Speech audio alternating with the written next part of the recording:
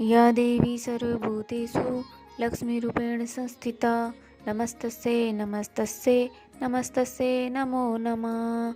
जय माता दी दोस्तों। माँ दुर्गा की नवशक्ति का दूसरा स्वरूप ब्रह्मचारिणी का है। यहाँ ब्रह्म का अर्थ तपस्या से है। माँ दुर्गा का यह स्वरूप भक्तों और सिद्धों को अनंत फल देने वाला है।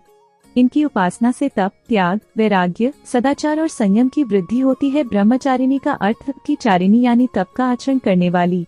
देवी का यह रूप पूर्ण ज्योतिर्मय और अत्यंत भव्य है। इस देवी के दाएं हाथ में जप की माला है और बाएं हाथ में ये कमंडल धारण किए हैं। पूर्वजन्म में इस देवी ने हिमालय की घर पुत्री रूप में जन्म लिया था। नारद जी के उपदेश से भगवान शंकर को पति रूप में प्राप्त करने के लिए घोर तपस्या की थी।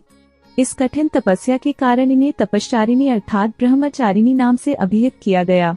1000 वर्ष तक इन्होंने केवल फल फूल खाकर बिताए और 100 वर्षों तक केवल जमीन पर रहकर शाक पर निर्वाह किया।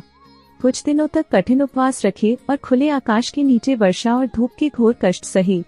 3000 वर्षों तक टूटे हुए बिल्व पत्र खाए और भगवान शंकर की आराधना करती रहीं। इसके बाद तो उन्होंने सूखे बिल्व पत्र खाना भी छोड़ दिए। कई हजार वर्षों तक निर्जल और निराहार रहकर तपस्या करती रहीं। पतों को खाना छोड़ देने के कारण ही इनका नाम अपर्णा नाम पड़ गया। कठिन तपस्या के कारण देवी का शरीर एकदम क्षीण हो गया।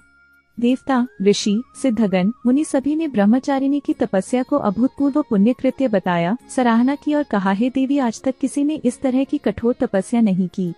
यह तुम्ही से ही संभव थी।